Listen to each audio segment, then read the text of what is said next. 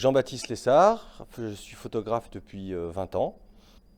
En 2007, j'ai décidé de me réorienter professionnellement et pour accompagner cette transition, j'ai voulu me destiner à de la photo portrait et au reportage social.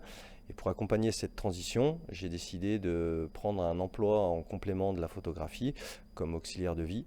Et dans ce cadre-là, j'ai rencontré un large public de personnes en situation de handicap que j'ai accompagné physiquement.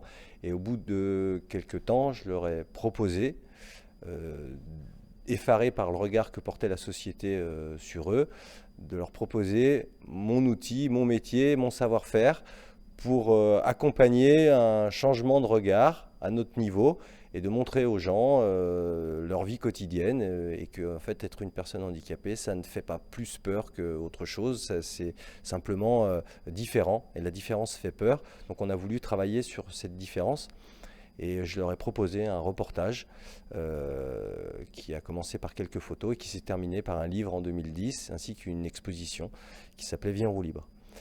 À la suite de ça, des amitiés se sont créées. On a décidé de se fédérer dans une association pour donner plus de légitimité à notre action de sensibilisation, Vie en roue libre.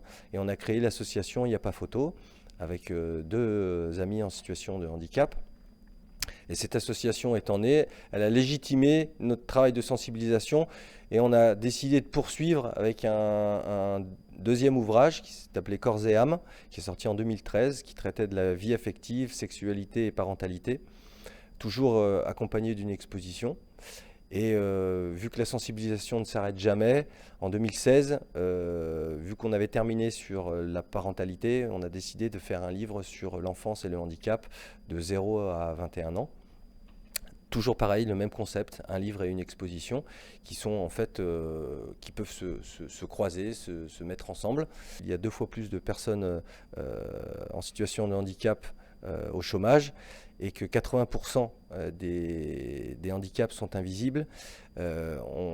Après beaucoup de discussions pendant 10 ans de rencontres avec les personnes en situation de handicap, il s'est avéré que c'était une thématique à traiter. Et donc le livre et le concept surtout Handitaf est né et le livre est sorti en novembre 2019, accompagné pareil d'une exposition pédagogique.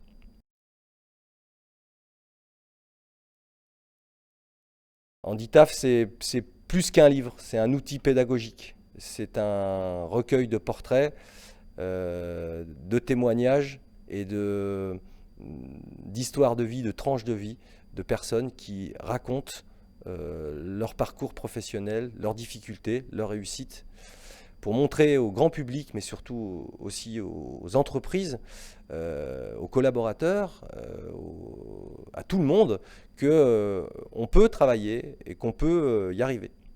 En fait, ce livre amène à comprendre le handicap.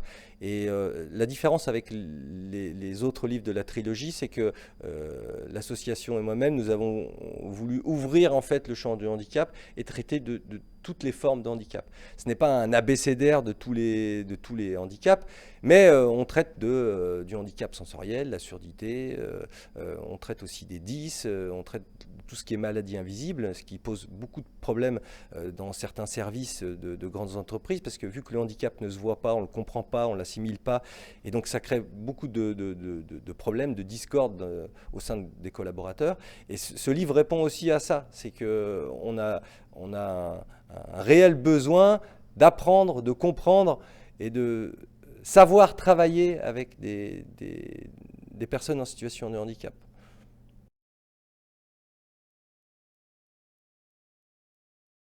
Surtout, j'ai envie de dire, aux entreprises où il y a beaucoup de salariés, et notamment avec du handicap invisible, où la compréhension du handicap est parfois difficile, ignorée ou mal vécue. Et cette exposition vient répondre à ce besoin-là, que ce soit au niveau des collaborateurs ou au niveau des employés ou au niveau des personnes employées en situation de handicap. Elle a cette vertu, cette exposition, de répondre à ces questionnements par des images simples, par des chiffres clés, par différents types de handicaps abordés, invisibles, surdité, le fait d'être aveugle, en fauteuil, d'avoir des maladies, parce qu'on est tous plus ou moins touchés par le handicap ou la maladie, et c'est très souvent malheureusement ignoré au sein de l'entreprise. Et je pense que Handitaf, le livre ou l'exposition, amène à comprendre et à mieux accepter le handicap.